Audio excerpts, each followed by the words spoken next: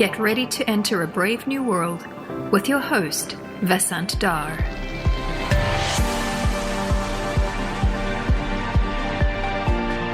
Brave New World is supported by the Center for Data Science, or CDS, at NYU. If your organization is interested in engaging with CDS through student projects, please email cdsindustry@nyu.edu. Hello, and welcome to Brave New World. For more color on the podcast and additional commentary, please subscribe to my newsletter at vasantdar.substack.com. It's the first time I have two guests on the show. Hanna Halaburda and Yannis Bakos are two of my colleagues at NYU Stern. I usually go to them when I want to get some clarity on the details of the crypto space and where it's going. How will things work in the decentralized digital world on the blockchain that interacts with the real financial system and the physical world? That's a big open question. We've had a few conversations over drinks on this dizzying topic, so I thought I'd put together a session with both of them to discuss the big open questions in this space. But I want to kill two birds with a stone, to use a vegan unfriendly metaphor, but I also want this conversation to be a useful tutorial for students and the general public. So we'll try our best to define the important concepts as we go along. This might be a slightly longer conversation than usual because I've got two guests and there's a lot to talk about. Hanna, Yannis, welcome to Brave New World. I am delighted to have you on the show. Great to be here. Great to be here. You know, just for the listeners out there, Yannis and Hanna, two of my favorite colleagues here at Stern. We've been talking about the space of Bitcoin, crypto for a long time. We have these informal conversations all the time, sometimes over a beer. And I just thought it would be a nice idea to get into a space and talk about this with both of you. So thanks for doing this. So before we get started, I asked my guests to say a little bit about themselves. Maybe we'll start with you, Yannis. Well, I have been here for quite a long time, and I've been your colleague, and we are in the group that looks at the impacts of technology in management. We're in a business school, and this is basically what I have been interested for most of my academic career. It is on how technology affects the economics of markets.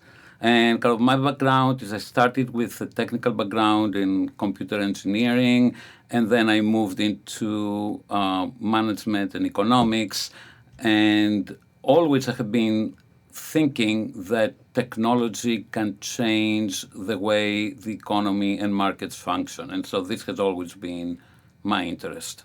And how things have changed in the last 20 plus years since when that famous cartoon appeared of one dog on a keyboard telling another one that on the internet, no one knows you're a dog.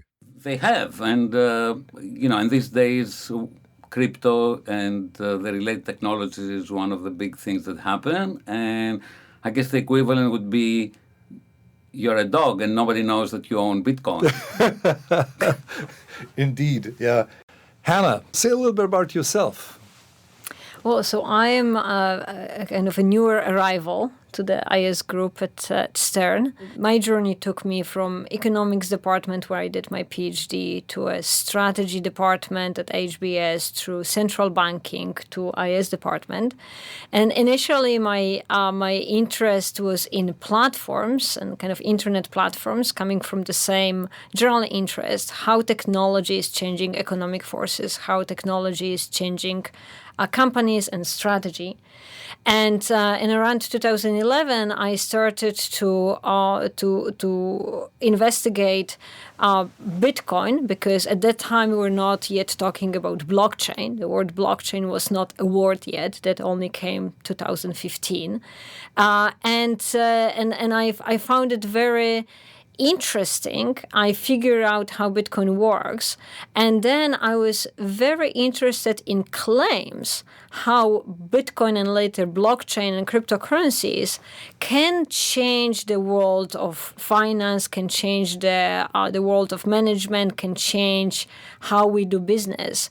And I keep working on evaluating those claims because I find that they are vastly overstated and very often not careful. So first not careful, and then even when they are kind of somewhat true, they're overstated. So this point of certain claims being overstated, I want to start with this letter that was written by, I forget the exact number, but something like 150 prominent computer scientists to two banking committees in the US Congress.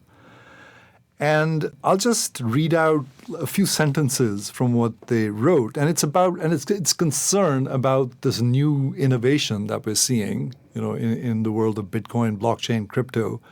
And here's what they say. They say, we strongly disagree with the narrative peddled by those with a financial stake in the crypto asset industry that these technologies represent a positive financial innovation and are in any way suited to solving the financial problems facing ordinary Americans. Right? I could read on, the letter goes on and gets more specific and points to the fact that, there's not anything new in these technologies and that this is all hype. Is this sort of an extreme statement that isn't acknowledging some of the innovations in this new space? Yannis, what do you think? Well, I think that there is some truth in the fact that a lot of the claims about how this technology is going to solve the world's problems, they are indeed exaggerated. But that said, I think the sentences you read are also exaggerated. So I think that this letter these claims are extreme. And while the actual potential of the technology may not be as wide, as broad, as beneficial as some of its proponents claim, I still think that blockchain technology in general has a lot of potential innovations. It can help solve some problems. It is not going to be the financial cure-all. I would agree with that. I would probably agree that Bitcoin is not the best example of how this technology will end up being using and will end up having impact. And I'm sure we'll talk about, other technologies. And I think that, in summary, I think that that letter is trying to throw away basically the baby with the bathwater. There's a lot of bathwater, but there's a baby somewhere there. Okay. Hanna, what do you think? So within that letter, the letter lists a number of vulnerabilities or potential risks related to the technology, and I do agree with those risks. But I also think that there is some potential use of technology that may be beneficial, but to that letter, that use may not be the one that is peddled by the owners of large crypto assets that may be owners of Ethereum or owners of other permissionless cryptocurrencies, for example. So I think that there is a lot of truth, but like almost everything that we see in crypto space, we should also look at this letter carefully and evaluate those statements to be able to separate statements that are plausible and true from those that are exaggerated and emotional. Okay, so I'm sure we'll sort of peel through some of the innovations here that are interesting. But before we get to that, maybe let's just start with Bitcoin, right, which is sort of the original beast. So does Bitcoin offer any economically useful applications? Well, it has been around for 12, 13 years, already. And I think that it certainly has been used, to a wide extent. But if you look at the applications, there are not that many. I mean, if you look at what people were projecting 10 years or maybe 5 years ago, Bitcoin to be and what it actually is, I think it is still a solution looking for a problem in many areas. Now, the areas where I think it has found applications are applications that sidestep the law, like money laundering or illicit transactions, trafficking, and so on. And I would not call these, economically significant applications. there was a period where people were thinking of this as an asset class, like a digital gold. And then the question becomes, do we even need a new asset class that is, presumably uncorrelated with the rest of the financial markets? But more recently, we actually there has been research that shows that it is not even uncorrelated. There is significant correlation. So I think for me, Bitcoin has been a demonstration that the technologies can be powerful, but it has not really had any significant economic application that I would condone. We need to start with what Bitcoin offers that has not been offered before. So one is that it offers online transactions that are semi-anonymous, right? They're called pseudonymous. So before we could do online transactions by credit card, so that was completely and they're not semi-anonymous because they're not fully anonymous. It's transparent, but the names are pseudonymous. So this is pseudonymous. So basically you can do online transaction without necessarily revealing your identity. Right. But it's not fully anonymous because there are, with some effort, this identity can be found out. Not always, but in many cases. Mm-hmm. So but it is far more anonymous than credit cards, let's say. And it also offers transactions within certain limit of time. So let's say, within a couple of blocks. For Bitcoin, realistically, you get a transaction done within an hour. So it's 10 minutes to get into a block. If you paid sufficient transaction fee, you need 5 confirmation. So let's say that you get the transaction done in an hour. So what can we get from those properties? The one thing is, all the transactions where people care about anonymity and they want to do it over long distances, and this is where we get a lot of illegal activity. And, it may be economically significant, but that may not be activity that is socially beneficial. It may not be activity that as society we want to reinforce. Or allow for. But another thing is, you get this benefit of transaction that is happening within an hour. So you can get the transaction within an hour around the world, whoever is connected to the Bitcoin network. That may allow for international transactions, just as for illegal purposes, it may allow for faster transactions for remittances, for example. Mm-hmm. And we have seen companies that were setting up for use of remittances with the use of for remittances with the use of crypto, like TransferWise, now Wise, where it would be helpful for international transactions that would be happening quicker and maybe with lower fees. So, Hanna, I think you're in a great position to go into this a little bit deeper. You worked at a central bank. You worked for the Bank of Canada, the central bank. So tell us why settlement is so expensive in the traditional system with these international transactions. Why is it so expensive? Yeah, so the way the traditional banking system deals with international transactions is through corresponding bank system. So any transaction within a particular country can be settled or guaranteed by the central bank within that country. However, if we have a transaction between the countries, there is no entity that can oversee this transaction and can guarantee and help with the settlement. So for that reason, corresponding banks are set up that will have a direct relationship.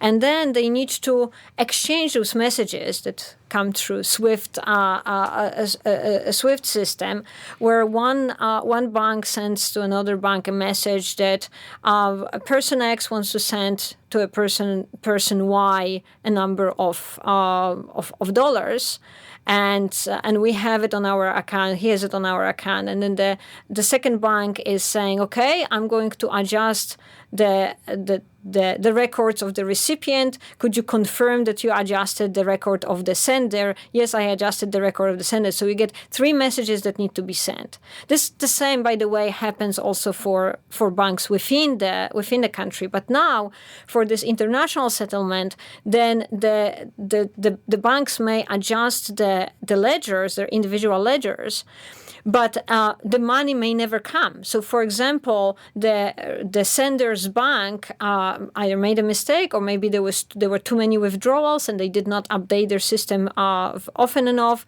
and the money never came. And the recipient bank already booked that money in. So one of those banks is caught holding a short stick and needs to take a loss. So this is called settlement risk. So because of that, corresponding banks need to hold much more reserves, and reserves are costly. So it's costly to be a corresponding bank. That means that only big banks and few banks want to be corresponding banks. That means that there are fewer of those banks. That means there's less competition and the prices are higher. Mm-hmm. So the actual costs are higher and then the competition is smaller.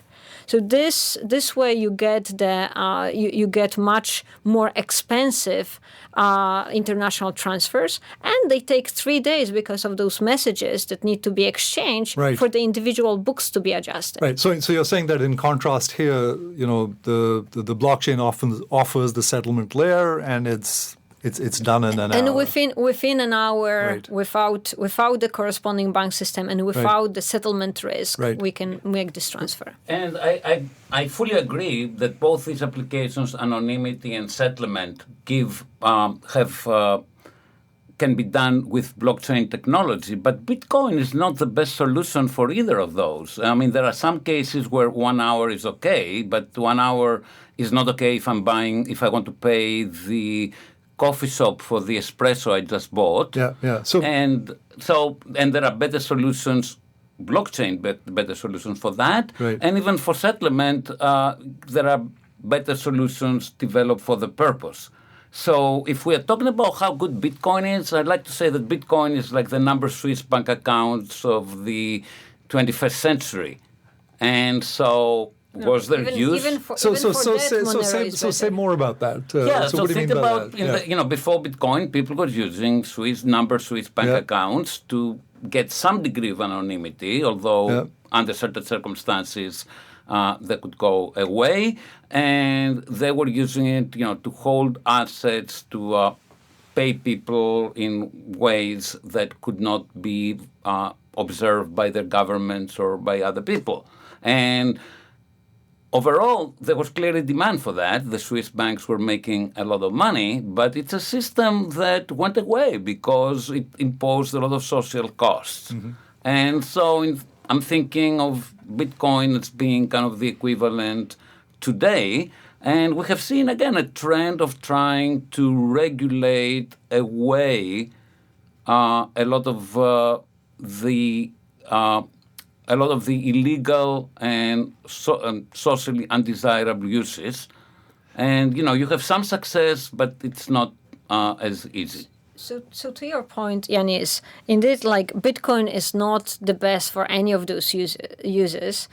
It was the first, and this is the power of the platform, the first mover advantage, that it is still the most popular.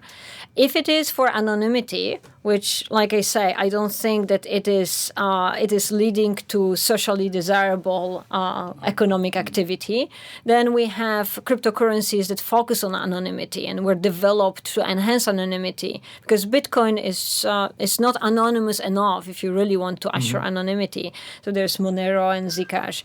And when it comes to speed and this settlement of the speed, there are cryptocurrencies that may do exactly the same thing as Bitcoin, but quicker. So even Ethereum is quicker than Bitcoin. And then there are systems that are, for example, systems that are on the blockchain, but they are used by the banks. especially for international transactions. So they were inspired by Bitcoin. So Ripple is such a system, and Corda, R3's Corda is another system. These are permission systems, and they are designed to be as this settlement layer for quicker settlement for international transactions, and to allow also the competition for who will exchange different types of money. And so it is a pretty elaborate system based on blockchain and based on this promise of what Bitcoin can offer, but now adjusted to the banks. Right. And actually you mentioned a permission system, and we'll come back to that because that's getting a little bit ahead of where I want to be. So I want to back up a second here and pick up on something you were talking about earlier, Yannis, about the fact that Bitcoin as an asset or a store of value or property or however you want to refer to it seems to be now correlated with the markets. I was watching this really interesting podcast, Lex Friedman's podcast with Michael Saylor, who's a big Bitcoin enthusiast, for lack of a better word. One of the things that Saylor said that sort of I thought was interesting was he said, Bitcoin is the only property that can't be seized. That is, you're not beholden to any local authorities when you own Bitcoin, right? So it's sort of this, it's unique in that sense. It's a unique piece of property that doesn't require you to be beholden to any authorities, right? That it's yours, it's clean. What do you think of that?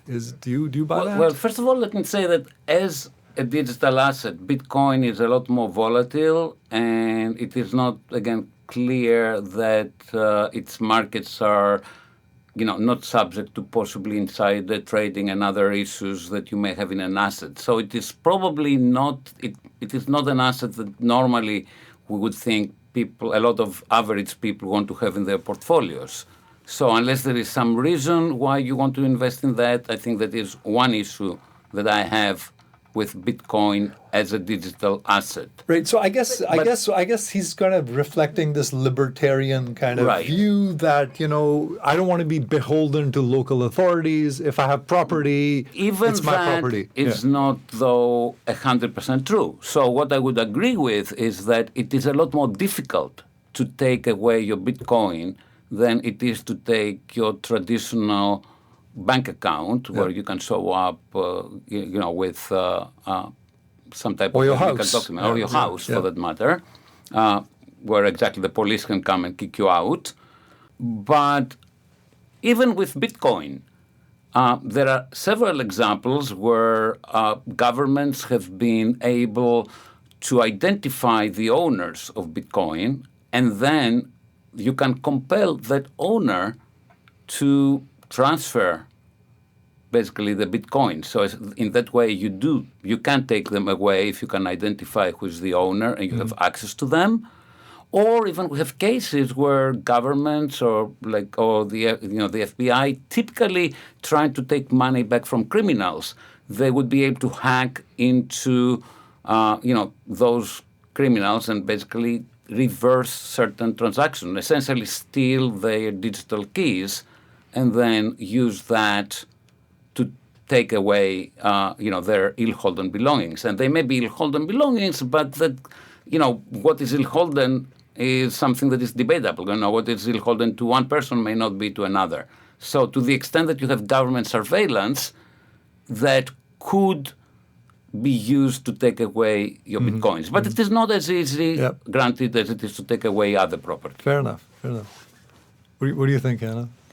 Well, so I think it's maybe more costly, but it is not true, right? So it is, and I question, especially if you're thinking about a place like U.S., how often U.S. government is just seizing our property for no reason or no, how much of a threat it is, and at the same time, even if U.S. is seizing my properties because they know I own it and somehow I I owe it to the government to give it back. I did not pay my debts, I did not pay my mortgage, and so on. So it may not be the government, it may be, but by the force of the U.S. laws, I may be compelled to give up my assets. And in the same way, if the government knows that I own a certain wallet account, like this was the case with the Silk Road CEO Ulrich, who was found with the wallets that were dealing with Silk Road, then those money from those wallets were seized, and very much under the governance of FBI. So it still may happen in similar situations. And yes, it may be more costly to do it, and maybe it may not be as easy to see whether you own a Bitcoin wallet or not. But the same thing may be happening with your other assets. If you own a Swiss bank account in the times when it was still anonymous, it was also not possible to seize it, and you may have offshore accounts otherwise, right? So I'm not sure whether this is just as a clear-cut technological difference that it's just not possible to seize those assets. Well, it is not a clear-cut technological difference, but to Saylor's point, the governments that have the technological ability to take away your Bitcoin are probably the same governments, at least, that have some respect, at least for certain aspects of the rule of the law. Mm-hmm. And so you could argue that, for these governments, if they do end up taking away your Bitcoin, that was almost, justified, at least for, the U.S., unless you're an extreme libertarian, at the point where the government comes with basically a judgment that they have to take away my property, probably there's a reason for that. But there's a lot of places in the world where people do not trust the government and where the respect for the rule of law seems to be, let's say, a lot less than it is in democratic societies. Well, ironically, a lot of the innovators have come from countries like that, right? A lot of the innovations. Exactly. But let's take example of Venezuela, right? So in Venezuela, for a while, it was illegal to mine Bitcoin. So the government was worrying about bypassing currency controls, and it was illegal to mine Bitcoin. And they were looking for households that were using a lot of energy, which was subsidized. Like, that was another reason why it was illegal to mine Bitcoin. And then the police would come and search for servers. And if they did find it, they would seize the Bitcoins. So in what way it's different from the same Venezuelan government seizing other property? I guess what I was going to say is that in all of these examples, people do something that leaves traces, right? Even with Ulbricht, he left his email. He's looking for a programmer and said, send email to this guy. Same thing with the other example I forget that you gave earlier. People invariably leave traces, right, where authorities can get to them. But I guess Saylor's larger point is that if they don't know you have it, then it's safe. Well, but the same thing is with regular asset. If they don't know you have an offshore bank account in Bahamas. Sure. Yeah, but fair enough. If you are a poor person in Venezuela, you are not going to have an offshore bank account in the Bahamas, but you could write down in a piece of paper or a thumb drive your basically Bitcoin private key that will allow you to keep your Bitcoin. And I think that is the point. Yeah. It almost seems to me that Bitcoin and crypto has gotten a bit of a black eye recently, in the last, I don't know, I'd say 6 months or a year. Bitcoin's gone crashing. Suddenly people are concerned. They're sort of experiencing volatility. A lot of Gen Z people who've never seen a bear market are experiencing something for the first time. Is there a larger concern here, apart from its applications, that this technology in reality isn't exactly what it claims to be? That is, it's not completely decentralized or immutable or anonymous? Before we go into that, let me point out that you're right, it is not what it is claimed to be, and I'm sure we'll have a lot to say about it, but I don't think we have an opinion about whether this is related to what the market does. I think that it is not related to what the market does. I think what the volatility is kind of a separate issue, and it comes from the fact that kind of Bitcoin is worth what people basically think it is worth. And it is entirely, demand, supply, expectations, type of situation. FOMO, exactly. And I think it has a lot of the characteristics of a speculative run. It is definitely a speculative asset, and it goes up, it goes down, it may go back up, and I really can't tell you whether the correct price would be $100 or $100,000, or I don't think there is one. It is determined by factors that are, in my view, not related to the question of whether it is really decentralized. Does it smell anything like the dot-com bubble at all, or is it completely different? I don't have an opinion on that, to be honest. Well, Hanna? so I think it's far more speculative than dot-com bubble. So dot-com bubble was like, let's set up business models using internet, and eventually something good is going to materialize, and then people realize that nothing good is going to materialize. Or they just got their valuations kind of wrong. Yeah, yes. Right. And what you're saying is, not what is... necessarily wrong. They got them early.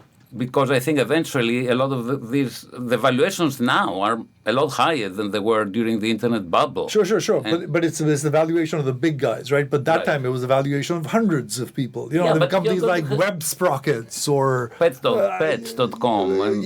But I'm talking about these companies making technologies that had astronomical valuations, right? They just gotten ahead of themselves. But here you're saying the valuation itself, there's nothing tangible, there's no cash flows. Right.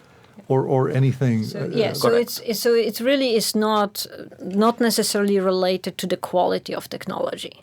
Well, one of the arguments that is made is that Bitcoin has been designed with a fixed supply of Bitcoins unless we go and change the protocol. Eventually, there will be about 11 million Bitcoins and 21 million Bitcoins. Sorry, and that's it. So. Record that again. So eventually there will be 21 million Bitcoins, and that's it unless we change the protocol. And so if there is some type of application where there is demand for more Bitcoin, then there is a fixed supply, the price will go up. And that is kind of one of the rationale that people that say, eventually Bitcoin will be $1 million. Kind of what they say is if we need 21 trillion of Bitcoin, then the only way to get 21 trillion worth of Bitcoin is if each of them eventually is worth $1 million. I personally don't think we need 21 trillion of Bitcoin. So yes, I would agree with Hanna. So I didn't mean to sort of throw us off at a tangent with this speculative bubble thing, but I do want to come back to this decentralization and immutability, right? So let's just unpeel this, right? To what extent is it decentralized and immutable? And so, in principle, going back to Bitcoin and many other cryptocurrencies, the idea was that it would be great to have a decentralized system. And Nakamoto, in his paper, says we want a decentralized system so that we are not beholden to any bank, and the bank cannot reverse transactions. Right. So irreversible, no central counterparty. But specifically so that they will not be able to reverse transactions. Mm-hmm. So this irreversibility and decentralization are the core of Bitcoin paper, Nakamoto's Bitcoin paper. Right. And the idea, like later on, we have a lot of talk about decentralization is, we want to obtain more and more decentralization. Without much discussion, why do we want decentralization? What is the value of decentralization? From Nakamoto's point of view, the value of decentralization is censorship resistance. So we are not going to get anyone to come in and change transactions. But there isn't much discussion of the cost of getting the censorship resistance. Right, the cost of consensus. The cost of consensus mechanism. Mm-hmm. And it turns out that the more decentralized the cryptocurrency is, truly decentralized in the number of different validators that are validating, the network being sparse out, and the communication, so that there are so nobody is necessarily connected with everybody else. If it's really decentralized, there is no points of failure, single points of failure. It is slower, and it is more vulnerable. And we have seen it in many of those more decentralized cryptocurrencies, experiencing successful double spend attacks via longest chain attacks. So why is this the case? Yes, to clarify, you're not talking about Bitcoin. You're talking about smaller currencies that have fewer miners. So they may have fewer miners, but they bet on, or actually they may have more miners, but they have more smaller miners. So examples would be Vertcoin, Ethereum Classic, Bitcoin Gold. Right, and I'm talking fewer in terms of total mining hash power. So the whole point of those much more decentralized and democratized systems is that anyone can mine successfully with their laptops or with their CPUs. You don't need specialized equipment. You don't need such a big hash rate. So you are not getting specialized mining farms and mining pools as we do see in Bitcoin. And this is, I guess, Vasant, what you are referring to is that right now, 5 or 6 biggest mining pools in Bitcoin hold more than 51% of the mining power, and those mining pools have managers that talk to each other, so it's not necessarily very decentralized. Moreover, those mining pools are connected by fiber optic high-speed connections, so they get this information about the next block being mined immediately, so smaller miners are kind of locked out of the system, even if they do find a valid block. So in contrast to that centralized Bitcoin system, the centralized systems require less of computational power to democratize and to have to give access to many, many more small miners. But if this is the case, then you go on on Amazon Web Services, you rent mining power because it's the same CPU, and you can quite cheaply overrun the whole blockchain, have 51% of the mining power, conduct the longest chain attack, steal the money by the longest chain attack, and then pay your bill to AWS and move on with your life and with the money.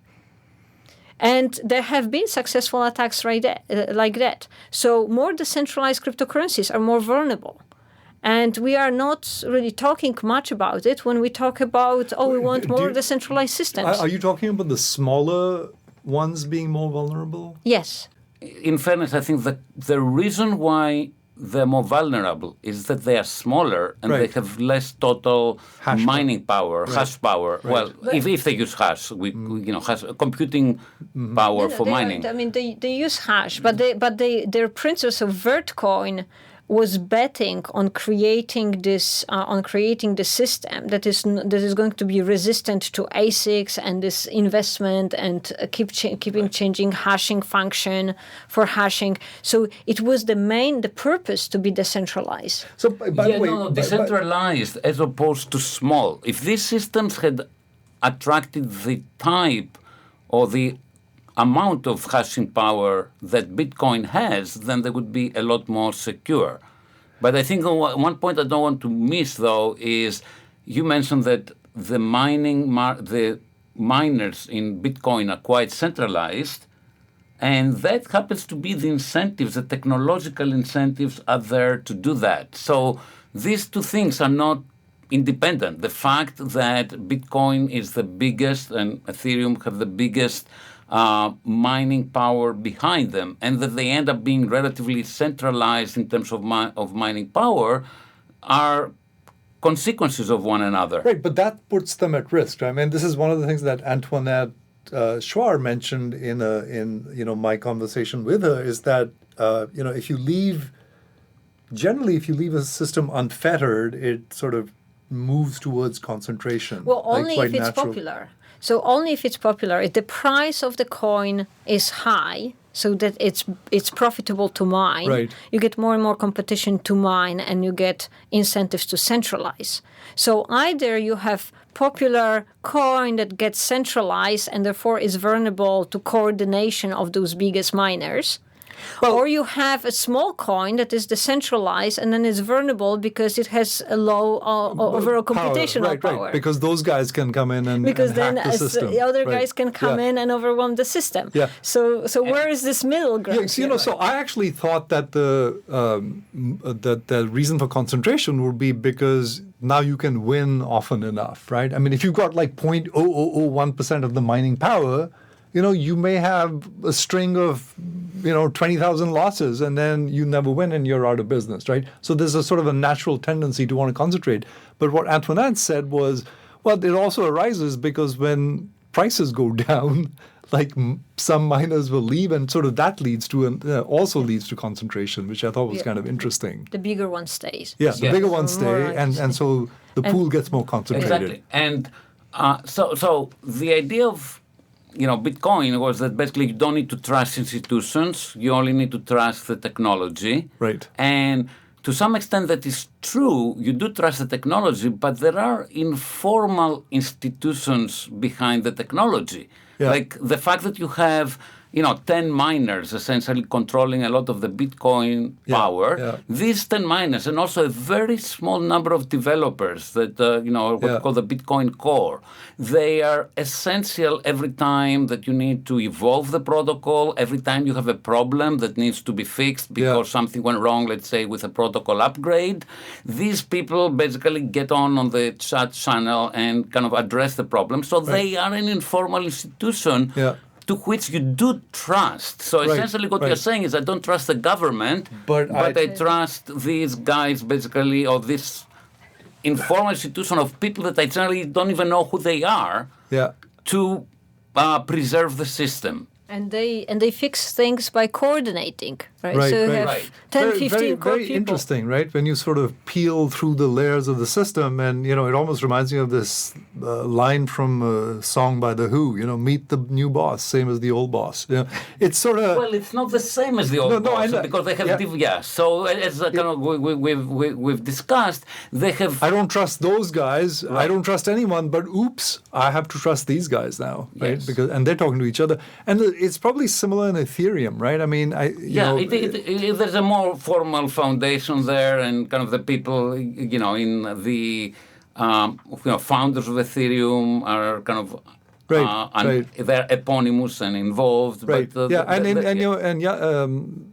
in your book, you talk about this, that the Ethereum Foundation wields a fair amount of power, right? That a lot of these requests for changes originate from there, and it's kind of interesting because the power is not formal power. They don't really have the power to make miners update their protocols according to their requests or not.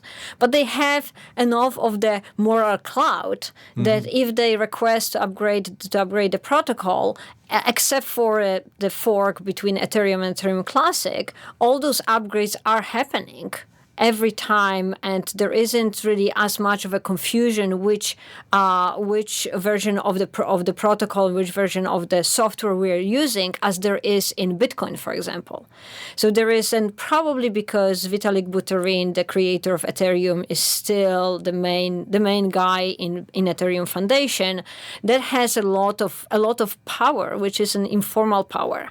But there is Ethereum Foundation definitely works as a coordination device, and in a way is a centralization, is a centralized power. And it has some benefits, by the way. I think that you see in Ethereum the protocol evolves a lot more frequently than in Bitcoin. There are continuous upgrades. They have but this is by design. So the way that Bitcoin was designed is Nakamoto said, here is a protocol and now it's going to be set in stone. And every time there's a need to fix it, it's a struggle. And this is why we actually have multiple version of the software being used, and some of it is more compatible than others. But in Ethereum right from the beginning said we'll be continuously upgrading, and this is part of the process. So if you are a Ethereum miner, you're not surprised by the continuous upgrades. And with upgrades, so for example, Ethereum never promised how much will be mining reward. Now, mining reward is kind of going away, but as opposed to Bitcoin that offered the mining reward, the block reward, according to an algorithm, and that can be forecasted, to the future. Ethereum basically with every protocol would say 5 Ether is the block reward. Oh, 3 Ether is the block reward. Right. And now it's 2 Ether. Oh no, it's 3 Ether again. Now it's 2 Ether. And like with every upgrade, and the miners will basically go along with that much more. Right. But this is because this is kind of the system they sign up for. I agree, but having a foundation makes that possible. That's what my point is, that because Bitcoin, the foundation is informal. Then anyway. I guess it helps that it's called a foundation as opposed to a corporation. But I want to back up a little bit. So Hanna, why does Ethereum exist? I know why Bitcoin exists, right? Yeah. It's proving a point, right? Yeah. It is serving a purpose, as shady as that might be. It's demonstrating a proof of concept, right? It's just a whole new thing. That's pretty phenomenal, right? Ignoring its sort of use case for now. Why does Ethereum exist? Because it's so difficult to upgrade Bitcoin. No. Well, so Vitalik Buterin, back in 2013, early 2013, proposed that, look, Bitcoin is great. We have cryptocurrency on the blockchain. Maybe we should update the coding language of Bitcoin. Because it's just a closed ecosystem and we can't do anything with it? So the programming language, so what you can program within transaction is very limited in Bitcoin. So the language is very limited. It can't do loops. It can't go back. It just goes straight. So it is very limited. It is not Turing complete, which means there are many things we cannot program.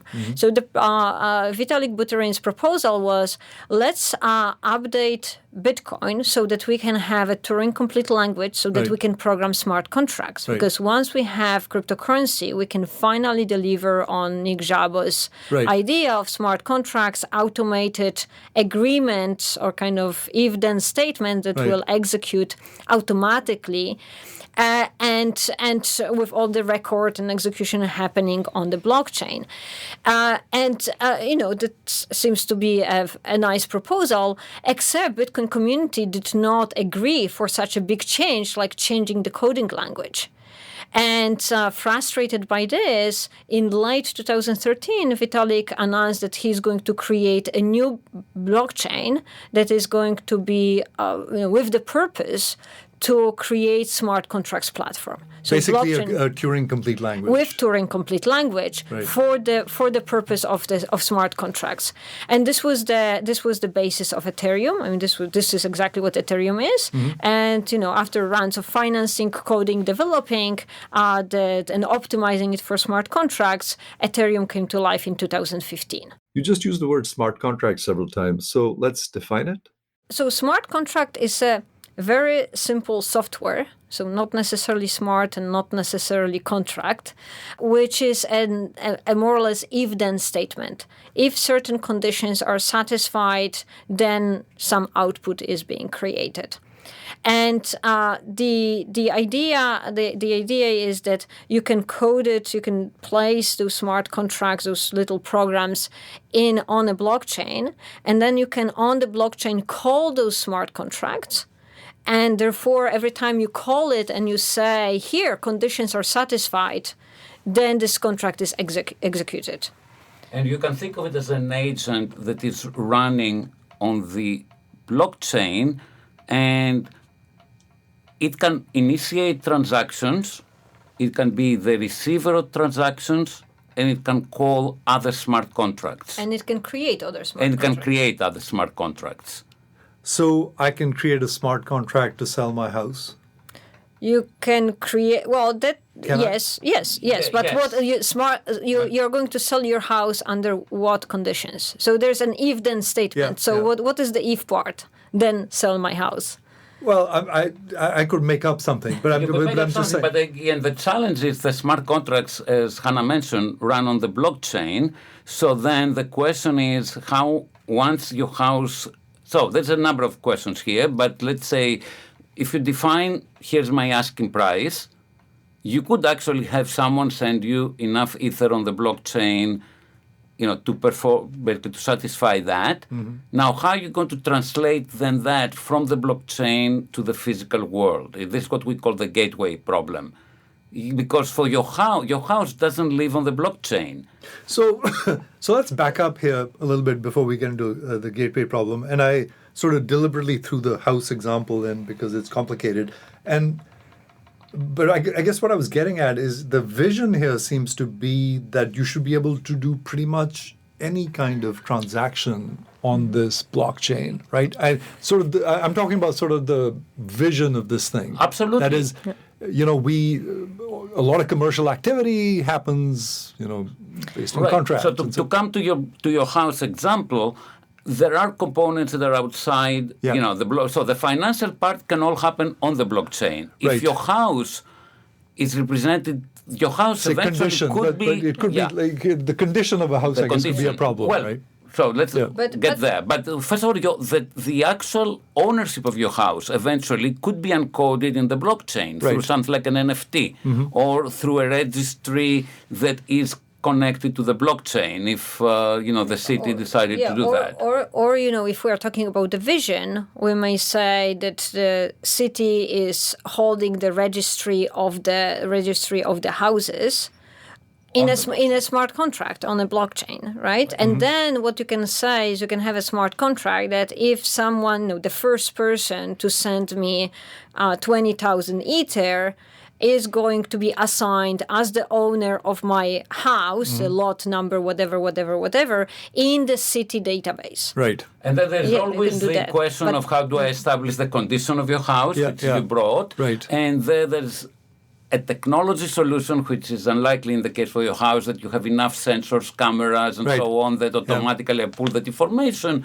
But you could have a version where you have a human appraiser come, look in your house, and then enters that information on the blockchain. And you could even do that before you put your house up. You could have a certified appraisal, and people, if they trust that, they could complete the whole transaction on the blockchain, conceivably. Right. So you talked about the gateway problem, right? So let's get into that. The gateway problem has a lot of aspects we just mentioned. Yeah. One is I need to move. The gateway problem arises every time we need to get information on the blockchain synchronized with the real world. Right. And so probably the most important part in the example of your house is that if the transaction happens on the blockchain, so you sold me your house on the blockchain, how are we going to implement this in terms of real-world ownership? Because if I come to you and I say, hey, on the blockchain I own your house, and you say, go away, I need to be able to have a legal discourse, and in the end, recourse, and in the end it is the police that, will come and give me ownership of your house. Right. And so are they going to recognize the blockchain? And then the other aspect of the gateway problem is we mentioned that I want to know the condition of your house before I agree to buy it. That information doesn't live on the blockchain, so how are we going to get it on the blockchain? Right. So another example was, like I said, in the vision, city would hold the ledger of all the ownership of real estate in a smart contract on a blockchain. But somehow, you can transfer the ownership of your house once it is on this ledger. But somebody needed to decide how many lots there are in New York City, who kind of owns them to start with and has the right to transfer the ownership. And what happens if suddenly the lot is divided, combined, right? Somebody needs to come in and make those changes. Sometimes the use of land is going to be changed, right? So there needs to be a way to first record something so that we can change the state and ownership. And maybe there may be a need for readjustment later on. I don't see that, though, as being a big problem, because it is similar to when we moved the city records from paper, the paper archives, to the ACRIS, in the case of New York, the electronic system we have. That is a big problem in the context of blockchain, especially permission blockchain, because permission blockchain do not want to have any trusted central authority. And when you have gateway problem, you need someone trusted who's entering this information in the first place. What if your trusted city is taking your house and saying that Yannis needs it? It is taking the Vasant's house and says, actually, Yannis owns it, and this is how I'm going to record this first state of the ledger. So now Yannis can send the house, and Vasant cannot send the house. We need to trust the entity that is putting this first information on the blockchain, which goes against this whole idea that we do not trust any institutions. So this is why it's a bigger problem on blockchain than it was when we were moving city hall records from paper to digital version. So I just want to understand, is the additional complexity because of this interface between the real digital world and digital world? The digital world? Mm-hmm. Yes. I think actually it's a little bit beyond that, because what happens is, I do agree with Hanna that there are differences between moving from paper records to electronic records, because in both of those cases you agree that the city hall is the gatekeeper. Mm-hmm. Now, when you go to and I cannot really process a sale transaction without involving the city hall, mm-hmm. right? And the only difference is, is the clerk going to look up the information in the paper records or on a computer screen? With the blockchain, when that becomes a smart contract, now basically the process is automatic. So it is much more important for what goes in the smart contract to be correct, because also it is likely that I have less of a recourse if something happens. Yeah. And so I agree that the problem is, there are some differences. But what I'm saying is, I think... Going back to, you ask whether it's a problem of connecting digital world with physical world. I think it's even bigger problem. It's connecting blockchain with non-blockchain. Mm-hmm. This is true even for digital inputs. So in smart contract, we have two main problems. One is smart contract risks, because they are badly coded, they have bugs, and there is no recourse when it happens. Yeah. But another one is Oracle problem and Oracle risk. So smart contract is an if-then statement. The program executes when certain conditions are met. That is a simplification. How does the contract know that the conditions are met? We would like to think that the contract is only executed when our intended conditions are met, but there's only some information that there needs to be digital information that the contract is reading, then it's executing. So the example of the Oracle problem is there are the smart contracts that lead to liquidation of collateral if the value of collateral goes below certain value. And how is this value read? Where is the value of the collateral read from? Where there may be some external websites mm-hmm. that are reading the value of the collateral, mm-hmm. right? And we have seen examples on Ethereum where congestion on Ethereum made those signals arrive late and not adjust the actual value of collateral, which led to unjust liquidation of collateral, because the actual information did not arrive on time. Right. It may be also faulty. If I am taking the price of a collateral from a website, I may bribe people who are running the website, or I may maliciously, there may be bug, or I may maliciously convince them to put a different price that later is going to execute a smart contract not as intended, because it's not the condition, the actual conditions are met. There's a signal that the smart contract reads. Mm-hmm. So it could be also electronic, and there is still a gateway problem. It's just in electronic version, it's called Oracle problem. I can see it being sort of really thorny, and especially when you couple with the fact that these things are... It is thorny when you try to expand the applications of the blockchain to the real world. Yes. Yeah. Or to the physical world. Or actually, as Hanna says, the blockchain world to the non-blockchain world. Yes. Right? So if you want to condition something on the weather, Well, Right. how do you read the weather? Whether you read the weather from where? You condition something on the price of U.S., Canadian dollar versus U.S. dollar. Which website or which source of information you're taking this information from?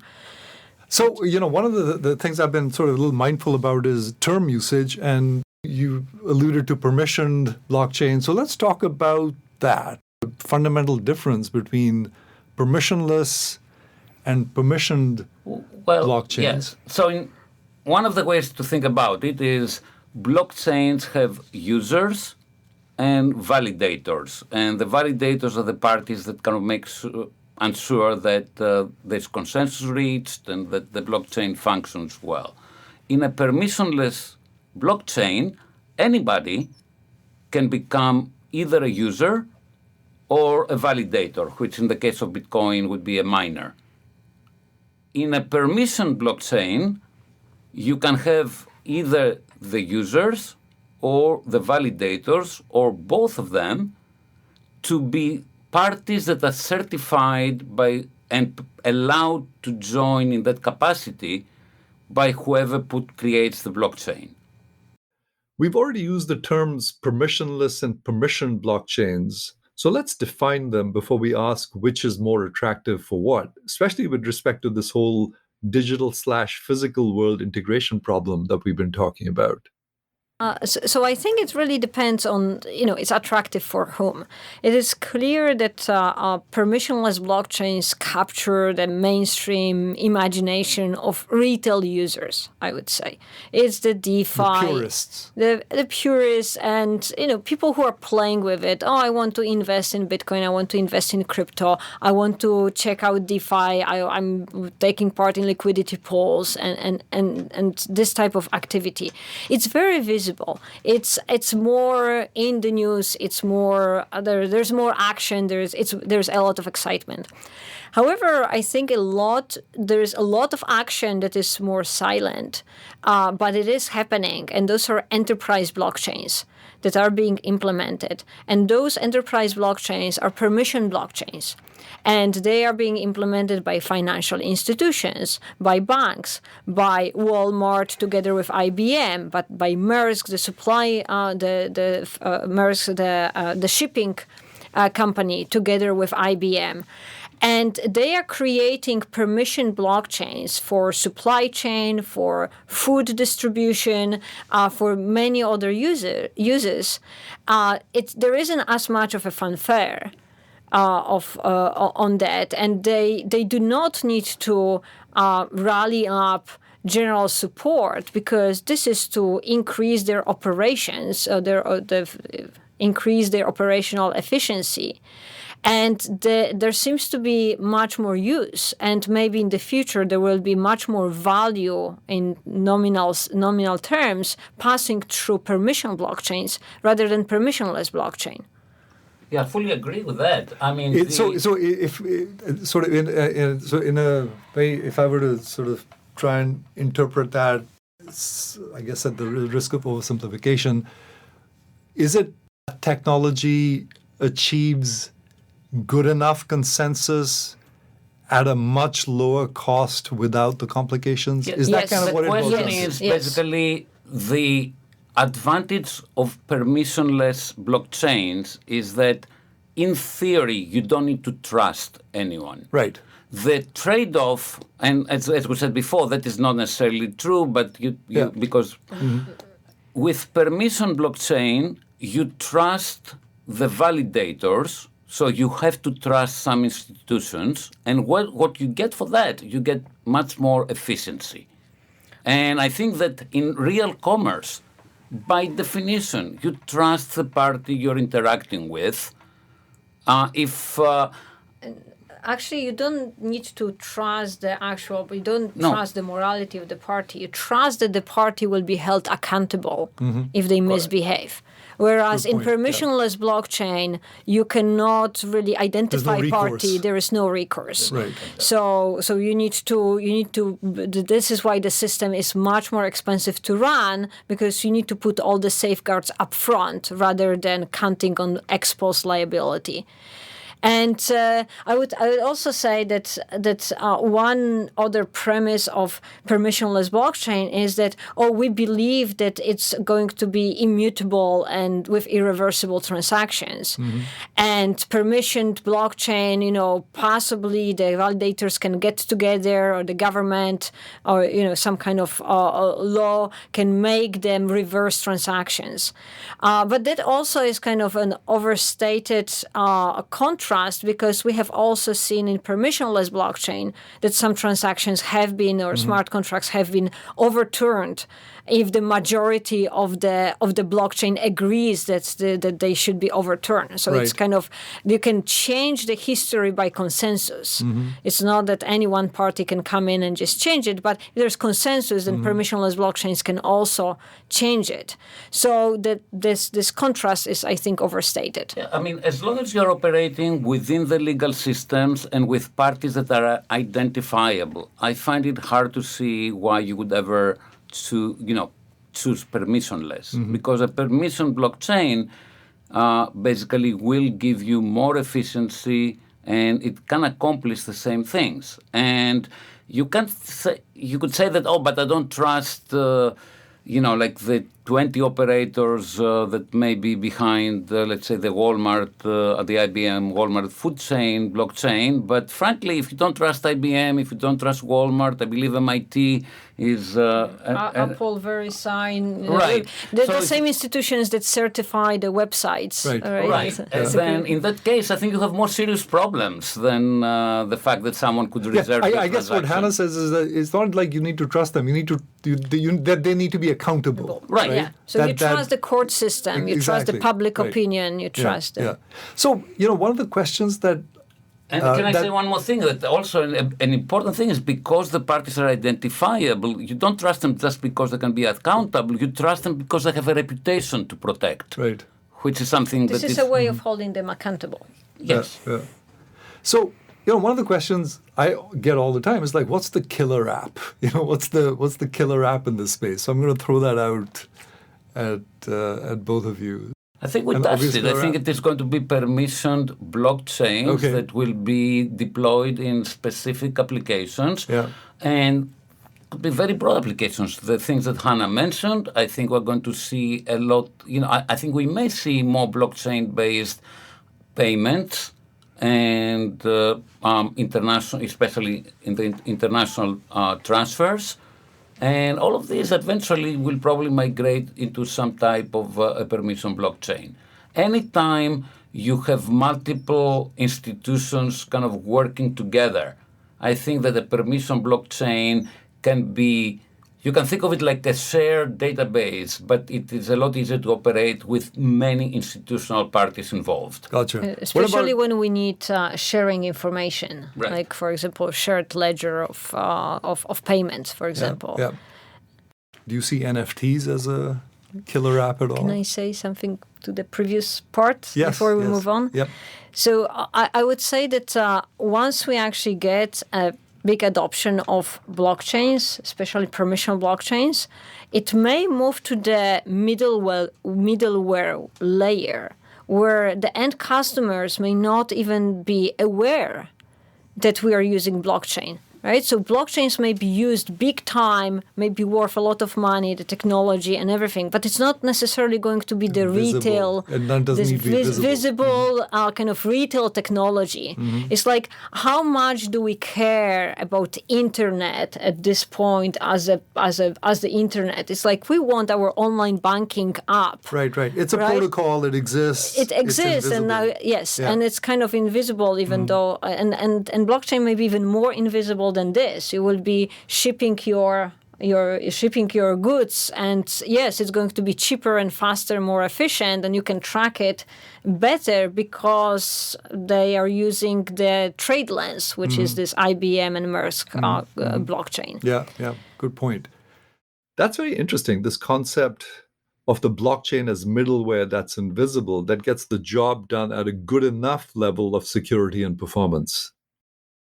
So let's talk a little bit about DeFi, or decentralized finance, which has come up a few times. Is this space regulatable or fundamentally unregulatable? In other words, is this a global problem that's outside the control of local authorities? Regulators can go after specific entities that are involved in DeFi. So to the extent that you have something like Uniswap that is basically primarily controlled by an entity based in the United States, they can ask them basically to obey certain regulations. But if it is someone that is international and unreachable, then it is going to be more difficult to regulate. So I think it's kind of ironic because regulating DeFi would kind of lead to centralization, which goes against even the name DeFi, decentralized finance. But yes, I think that there need to be two layers, right? So one is regulating the entities that are setting up smart contracts and protocols. And if those entities are set up as legal entities in US, they are naturally falling under some regulation. But then the protocols themselves, you can imagine protocols and smart contracts that are set up on Ethereum and they cannot necessarily be stopped. So even if the decision is you should stop your activity, the entity that set up the smart contract may not have the power to stop it. If it's a smart contract on Ethereum, that may happen. So then the regulation may even go, start before, is that if you're a regulated entity that is setting up a DeFi protocol, this protocol needs to have certain characteristics so that it will be possible in the future to stop it if we decide that this is what is needed. Right. But at the very least, you can have regulations like anybody that opens an account needs to submit to the Know Your Customer requirements and so on. And I think this also brings an interesting point, is that we could at some point have kind of competing versions of DeFi applications, some of which are from regulated entities and some of which are not regulated at all. And then it will be basically up to the users of those applications to decide where they go. I mean, my assumption is that the ones that are completely unregulated, they will offer higher return, but possibly be more risky. Right. So I want to come back to something I started with, which is, that letter by those... by the group of computer scientists to Congress saying there's no innovation. And I want to talk to you about flash loans. I read this fascinating account of a hack where someone actually went in, there was an automated market maker that maintained an ETF of a bunch of cryptos, and there was a bug in the code. The hacker exploited the bug by apparently gifting the platform some tokens, which it didn't know how to handle. Price crashed, he bought cheap, sold high. In the process, I noticed that he'd taken a flash loan, right? And flash loans are uncollateralized loans, right? He took a flash loan of $150 million in a matter of seconds and paid it back. Is this smoke and mirrors or is this an innovation? I mean, how the hell does this thing work? No, this is something that is actually enabled by the technology, and I would have a hard time imagining how you could do this, outside blockchain and smart contracts. Essentially, the reason why a flash loan is not collateralized is that there is no risk to the lender. So I take $150 million and there's no risk. Yes, because think of it that there is a single transaction where what you do is you borrow the $150 million. You do that as part of a transaction that probably uses a smart contract that then does something with the money. In your example was to buy cheap and kind of control a manipulate platform. The price. Yeah. And then you presumably profit from that. It could be that you are doing some type of arbitrage. It could be that in that case you vote to move money from the platform that you infiltrated to your own account. And then after the successful arbitrage or successful move of the funds to your account, you use those funds to repay the loan. And all of these steps are packaged into one transaction that either succeeds, and in that case gets recorded on the blockchain, So as far as the lender goes, what happened is they lent to you $150 million, and then they got back that plus some interest. But only if the program terminated. And that is what I'm saying. And if your arbitrage or your infiltration of the platform failed, you would not have been able to pay the money back because there would not be enough money in your account for the last step, which is returning the $150 million plus the interest. In that case, you never took the loan? You have unsuccessful execution of your transaction, and your transaction never gets recorded on the blockchain. So for blockchain purposes, it never happened. I think it's important to mention it's an atomic transaction. It either happens all or nothing. An atomic transaction. And what do you mean by an atomic transaction? That either happens all of it or none of it. So either all steps are happening or none of it. You cannot have half of the steps being executed and not others. So this is why it's called atomic. The whole transaction needs to go in a block. You cannot have half the transaction go into a block and the remaining go into the next block. It either all goes in a block or it doesn't go in a block. And if it doesn't go in a block, as far as the blockchain is concerned, nothing ever happened. So I think it may be helpful to phrase it as there are multiple operations that are within one transaction. So it is one transaction that has multiple steps. But if this transaction is executed, it executes all the steps, terminates. But if one of the steps fails, then the whole transaction is not executed and you have never taken the loan. So it terminates with a failure, basically. Yeah. So what would be the analog of this in the physical world? I see an arbitrage opportunity. I tell my bank, hey, I need $150 million. And they say, sure. As long as you can execute that opportunity, you have the loan. Right. And then you need to get everybody, and then you need to go and do both sides of the arbitrage perform or agreed that they will. So sure, we'll hold for you, these securities at this price to buy. Yeah. And the other party says, I'll agree to pay you more for these securities.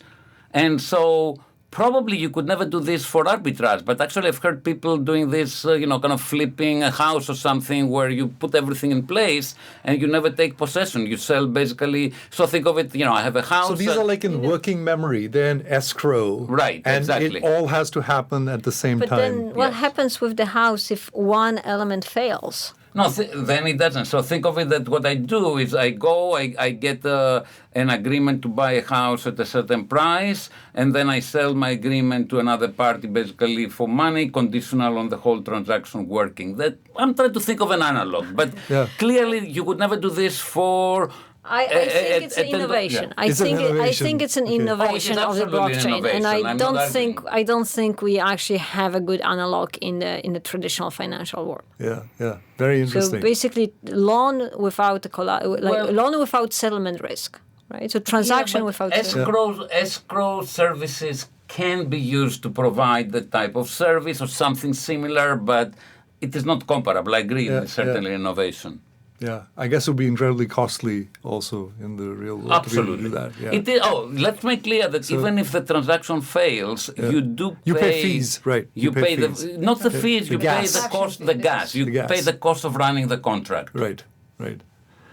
So, last couple of questions, maybe the last one. My conversation with our colleague David Yermak, he said that he doesn't see the need for banks, at least for this many banks to exist, right? So he says, maybe you need a few banks, maybe you need 4 banks, 5 banks, but not like 5,000 banks. What do you guys think about that? So there are 2 parts to it. So probably we don't need that many banks in US, and the reason why there are so many banks in US is just a legacy of the historical setup, legal setup. So in Canada, there are 6 banks. Like the whole Canada is served by 6 banks. Whereas in US, the way the banking system was set up in the 18th century was that every bank could only have one single brick and mortar location. There were no branches. So you would have 152 banks in Manhattan alone. And at that time, each of them was issuing their own banknotes. right? So that was kind of a very complicated system. And the reason why it was set up limiting to single brick and mortar locations, single locations, was to prevent a rise of powerful banks. So this is what kind of Hamilton had in mind when he was setting up a banking system, and the early republic.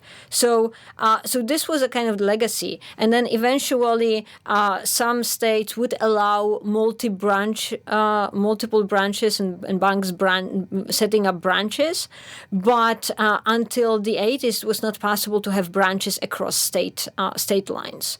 So it is kind of the proliferation of those small banks is a legacy of the banking, the history of the banking system in U.S. And most countries don't have that many banks, and that probably is not necessarily so efficient from the risk, mitigation of risk and other operational reasons.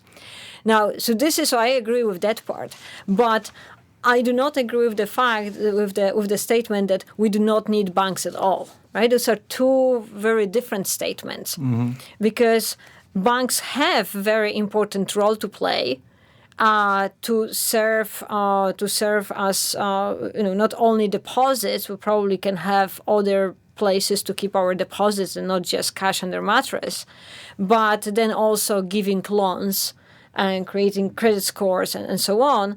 And there, I'm not, I think it's difficult to imagine that a central bank would be holding our debit card accounts and our mortgages and all the accounts for every single individual and deal with all the transactions that we are doing on the daily basis when we're buying coffee, right? So this is just doesn't seem to be efficient either. But, I agree with that. But I think that, and fintech actually, I think, promises to change in many ways what banks do. And maybe a lot of new players can come in and take on functions like providing loans. For example, we have things like peer-to-peer lending. We could eventually have the mortgage when I buy your house. Instead of getting it from Bank of America, I could get it to some online, peer-based platform or some fintech. Now, let's remember, fintech doesn't mean blockchain necessarily. There's a lot of other aspects of technology-based financial innovation. Blockchain could be useful in a setting like buying your house, where I need to involve multiple entities like the appraiser, the title transition, the payment, and so on. And so we could have a permission blockchain. But the point I'm making here is you could see a change in what a bank is. Now, I fully agree that we don't need the thousands of banks. We need enough to have competition. I don't know if that is 4 or 8 or 10, but it's definitely not thousands. Very interesting, this changing role of banks or the emergence of new kinds of digital lenders. So one last question before we wrap up. We've been talking about the real financial system and DeFi, which exists on the blockchain. These worlds are separate at the moment. Is the role of stable coins to integrate them? That is, help bridge the two systems that don't interact at the moment and function separately?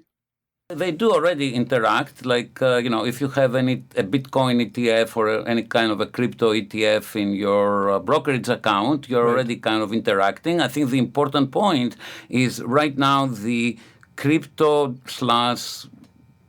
blockchain decentralized system does not really create systemic risk because it is separate, from that aspect of the economy. But in the long run, I don't know. I like I said, I believe that DeFi and the permissions blockchains and so on will remain kind of like on a niche, and I see most of the applications being from permission blockchains, many of which will be even kind of behind what consumers see. I fully agree with Hanna on that. So I don't. The true answer is I don't know, but I really I do not see at any point the two systems getting overlapping really significantly, in part because if they ever do, and you create systemic risk, from the crypto, that has a lot of regulatory implications, and the crypto advocates, they try to avoid regulation. So you don't see reserves being held in Bitcoin? I don't. I mean, now... Given the volatility of crypto, then not, Yes. and this is what creates this risk. And I guess your question was whether stable coins would be an option. And I know we're still to see whether this will be an option, but it also speaks to potential vulnerability of stable coins. Right, so are stable coins as stable as they promise? And yes, we have seen Evidently Terra. not. Yeah. Evidently not, right? Well, some of them are not. Some of them, Well, so what does it depend on, right? And this is where actually potential regulation of stable coins may come in. Right? So kind of to back down, we have to back up. We have three types of stable coins. There are stable coins that are backed by fiat money, like if the stable coin is representing US dollar, then it's backed by US dollars. There are stable coins that are backed by crypto, so by other crypto asset. And there are algorithmic stable coins. Algorithmic stable coins that has been known theoretically for a long time, they do not perform well in extreme conditions. And then empirically we found it out with Terra and Luna. Right. So traditionally, the stable coins that are backed by fiat should be the most stable, because if there is $1 for every $1 worth token issued to back it up, then it should be interchangeable. Now, the problem is that companies that are issuing those stable coins are setting up those smart contracts on Ethereum to create stable coin like Tether or USDC of Circle. They need to convince the public that they actually have those reserves. Right? And then they are fully centralized and they need to be trusted or audited. Right? So there is a clear room for regulation to make sure that the audits are done and that there is sufficient backing. But traditionally, in the crypto world, people did not really want to accept the fact that they will need to trust those centralized entities that are claiming to have the reserves. So this is why we had seen a rise of stable coins backed by other cryptos, because this you can show on the blockchain that you have enough Ether to back the DAI. Right. And this is what the MakerDAO does with DAI, the stable coin that is backed by crypto assets. Right. Then the problem is that if you want one DAI to be worth $1, but it's backed by Ether, and Ether is volatile, you need to actually you need to over collateralize and not just have 1-to-1, but you need to maybe have 200 to $2 worth of Ether for every $1 worth of DAI, right? And then the question is, how do we decide on how much over collateralization we have? So yes, I would go back to which of the stable coins are most stable, and this would be probably the fiat-backed, fiat collateralized stable coins if they are audited by regulators. So now we are getting into this antithesis of what blockchain was supposed to be. Blockchain and Nakamoto's Bitcoin was supposed to break away from bankers and regulation. And so we say, well, maybe it will work best if it's regulated, so assure that the collateral is there. Yeah, but let's kind of pull back. Why is there a demand for stable coins? And it is because people want to be able to transact on the blockchain without holding assets like Bitcoin that are very volatile. So what the stable coin gives you, why are you better off holding, let's say, a stable coin than having your money in the bank? It's not because you think that the stable coin will pay you a bigger interest rate.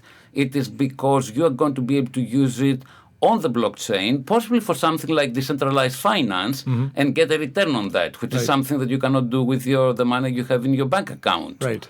So to the extent that we think that the whole decentralized finance blockchain system is going to be, it will grow, but it will not become a big part of the economy. Stable coins will be limited to that. Now, am I ever going to pay for my coffee with a stable coin? I think I'm not going to do it with a crypto-based stablecoin. I think I may do it with a stablecoin issued by the Fed, which will be basically a digital dollar, and that will be something that I may see in the future. Right? Actually, Hanna, you probably have a lot of opinions on CBDCs, but I Yes. think it's a different story than cryptocurrencies. Yeah. But I do think that we may be, if we are going to pay for coffee with crypto, we are more likely to pay with a stable coin, and that may be Tether just as well, than with Bitcoin. Nobody is going to pay for coffee with Bitcoin because it's volatile. So if I hold it, I expect that the value is going to go up. So why would I spend it? No, but am I ever going to pay for my coffee with a digital dollar? I mean, is there going to be enough advantage there comparing to paying with my credit card or debit card? Well, credit card and debit card is digital dollar. It's just digital dollar issued by Bank of America. Right. And not by the Fed. So the question is, what is really the difference between a digital dollar issued by the Fed and digital dollar issued by Bank of America? Probably transaction cost. Not necessarily. So this is a debate, like what is really the benefit of CBDCs. But Okay. I think that this is Better a left for topic another for day. another day. Yeah. No, I got to say that, being a researcher in tech is like being a kid in the candy store, isn't it? This has been a lot of fun, Hanna, Yannis. I mean, we could just as easily have been at the half pint. It certainly feels like one of those conversations where we didn't have that beer here to go with it. But we can continue. So thanks so much for being here. Really enjoyed it. And I'm sure the listeners will find this most interesting. Thank you for having us here. Thank you for having us, Vasant. Awesome.